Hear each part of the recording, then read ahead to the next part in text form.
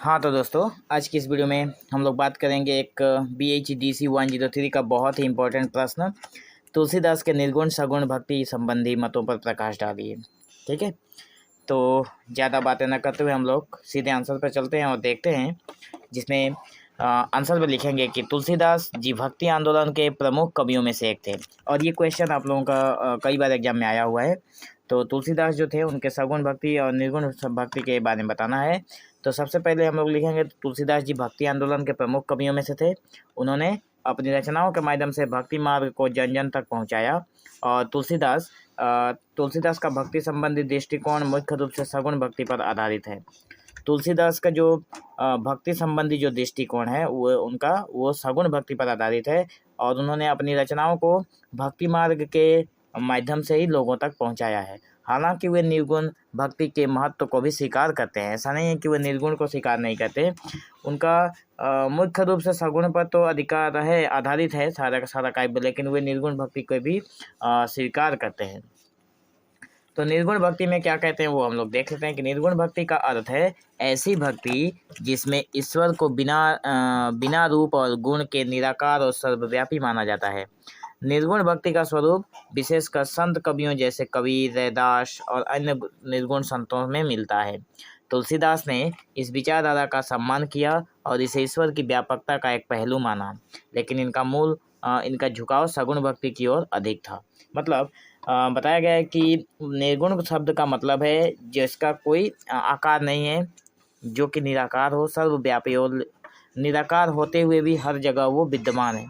निर्गुण भक्ति जो भक्ति है उसका स्वरूप विशेषकर कौन से कवियों में देखने को मिलता है? हमारे कबीरदास हैं, रैदास है और अन्य जो निर्गुण संत के कवि हुए उनमें देखने को मिलता है। तुलसीदास ने इस विचारधारा का सम्मान भी किया था। तुलसीदास ने इस विचारधारा का सम्मान किया और ईश्वर की जो व्यापकता है, मतलब ईश्वर हर जगह जो विद्यमान है, इस बात की उन्होंने पहलू माना, उन्होंने स्वीकार किया और सगुण भक्ति की ओर अधिक ध्यान दिया। सगुण भक्ति जो कि तुलसीदास जी का मुख्य दृष्टिकोण सगुण भक्ति है, जिसमें ईश्वर को साकार, सगुण और लीलाधारी माना जाता है। सगुण भक्ति का मतलब हो गया इसमें ईश्वर का रूप है, इसमें वो सगुण है और लीलाधारी हैं जो तरह तरह की लीलाएं करते हैं। उन्होंने श्री राम को ईश्वर का अवतार और भक्ति का सर्वोत्तम साध्य माना उनके अनुसार। तो तुलसीदास जी के अनुसार बताया गया है कि ईश्वर का साकार रूप, ईश्वर के साकार रूपों के बारे में बात होती है, जिसमें बताया गया है कि तुलसीदास के लिए भगवान राम सगुण साकार ईश्वर हैं। जो भगवान राम है वो सगुण के साकार ईश्वर हैं, जो मानव के बीच जन्म लेकर मर्यादा पुरुषोत्तम के रूप में आदर्श जीवन जीते हैं। दूसरे नंबर पर है व्यक्तिगत भक्ति, जिसमें आता है तुलसीदास जी ने प्रभु राम की भक्ति को प्रेम और समर्पण के साथ किया था। राम की भक्ति उन्होंने प्रेम और समर्पण के साथ किया था तुलसीदास ने। उन्होंने राम को सखा, स्वामी और आराध्य के रूप में प्रस्तुत किया है और रामचरितमानस भी लिखे हैं हुए। तो आगे है हमारा 3 नंबर में रामचरितमानस। तुलसीदास की रचना रामचरितमानस सगुण भक्ति की सबसे महत्वपूर्ण कृति है, जिसमें भगवान राम की लीलाओं का वर्णन है।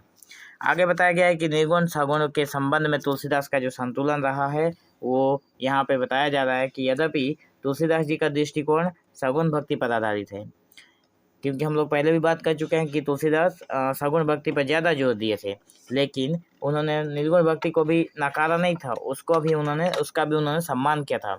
उनके अनुसार सगुण और निर्गुण एक ही ईश्वर के दो रूप हैं। वे कहते हैं कि यहाँ पे सगुण भक्ति और निर्गुण भक्ति का तुलसीदास जी का कहना है कि दोनों का दोनों एक ही का रूप है, एक ही ईश्वर है, उनके अलग अलग रूप हैं।